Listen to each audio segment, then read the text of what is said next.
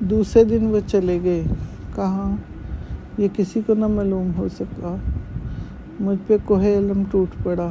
اب دنیا میں میرا کوئی بھی نہ تھا، یہاں تک کہ میرے والدین بھی میرے اپنے نہ تھے۔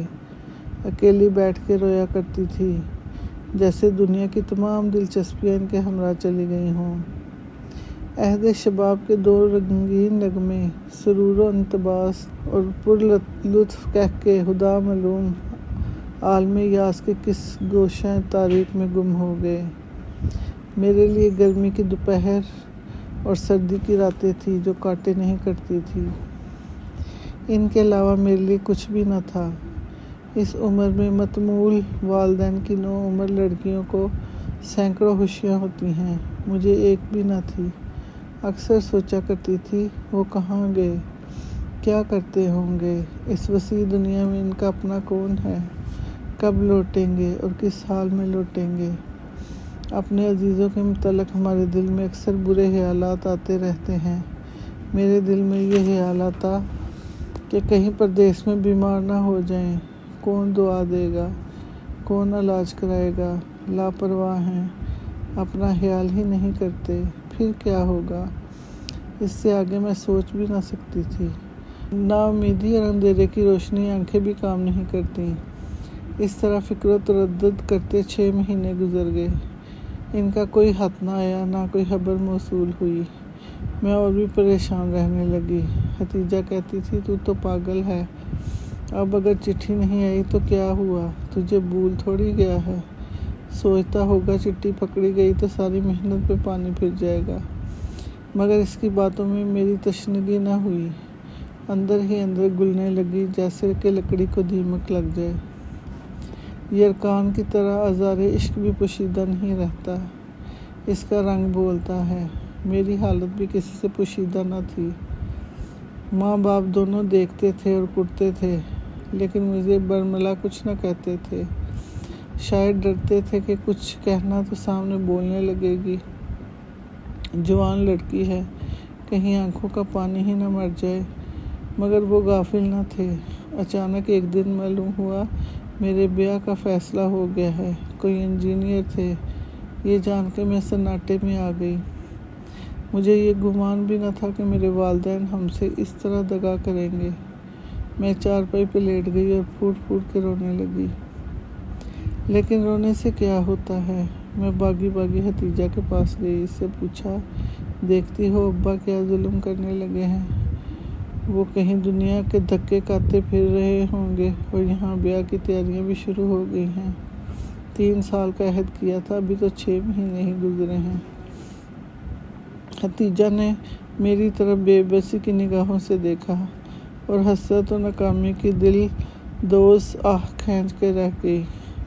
میری آنکھوں سے آہ کے شرارے نکلنے لگے۔ میں تل ملا کے بولی، تو کیا تم بالکل ہی چپ رہو گی؟ جا کر کہو یہ کبھی نہ ہو سکے گا۔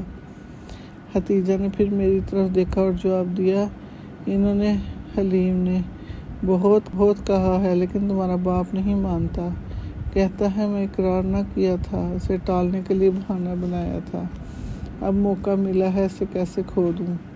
میں تیر کی مانند کھڑی ہو گئی اور بولی، اب مجھے خود ہی بولنا پڑے گا، نکاح کے وقت منہ پھاڑ کے کہہ دوں گی، مجھے یہ رشتہ کسی صورت منظور نہیں۔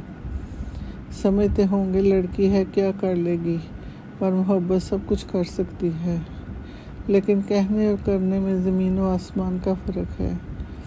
مجھ سے تو کچھ بھی نہ ہو سکا۔ وہ نازک لمحہ آیا اور گزر گیا، لیکن میری زبان نہ کھل سکی۔ نکاح ہو گیا اور میں پرائی بن گئی۔ اقبال۔ میں کلکتہ پہنچا، اس وقت میرے سامنے کوئی خاص رستہ نہ تھا۔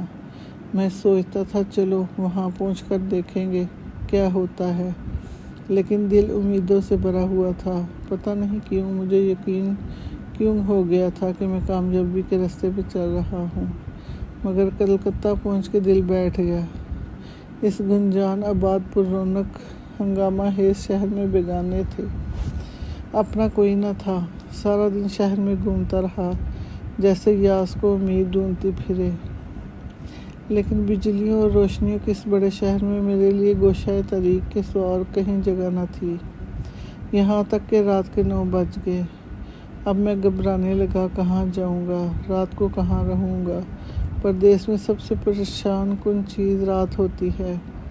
دن ادھر ادھر پھر کے گزر جاتا ہے، مگر رات کا کاٹنا آسان نہیں، خاص کر میرے جیسے بے زر بے پر کے لیے، جس کے پاس رہنے کو وہ ٹکانا بھی نہ ہو۔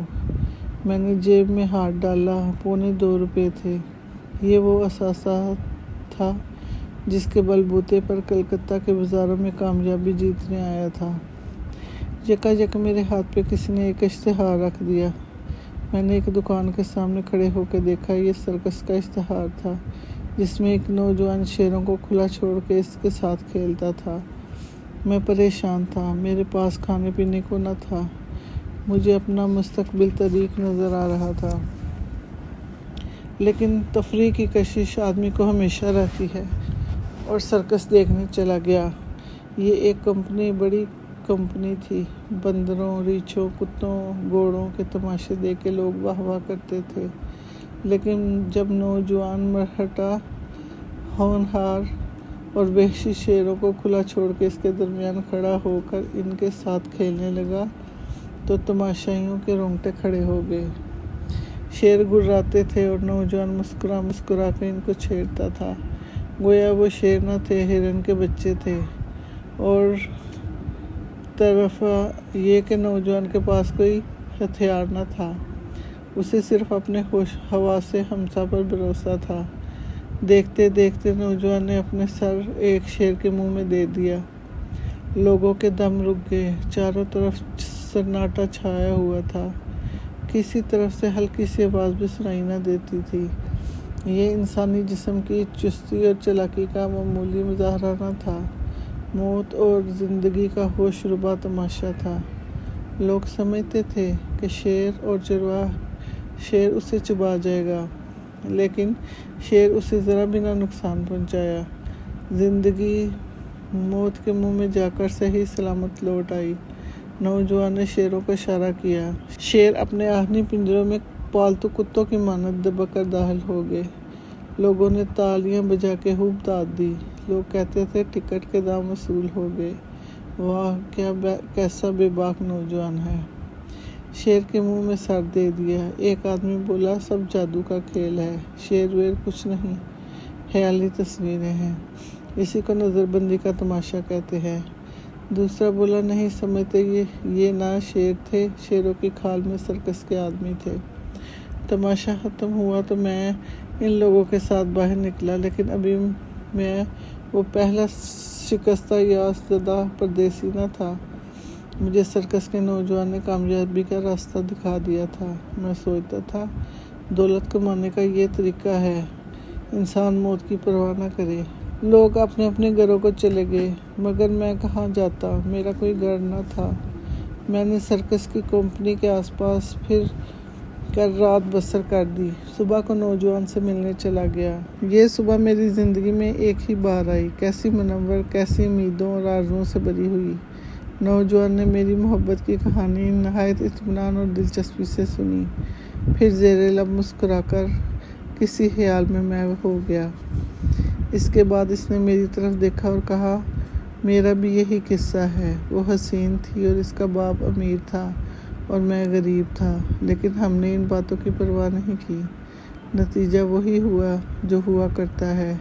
اس نے شادی سے انکار کر دیا، لیکن میں نے عہد کیا کہ میں روپیہ کماؤں گا، اور میں کما کے دکھا دیا۔ اب وہ میری بیوی ہے۔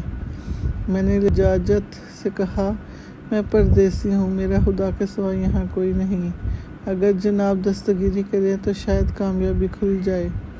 وہ قطع کلام کر کے بولا، اللہ پہ بھروسہ رکھو، وہ سب کچھ کر دے گا، لیکن ایک بات یاد رکھنا، روپیہ کمانا آسان نہیں۔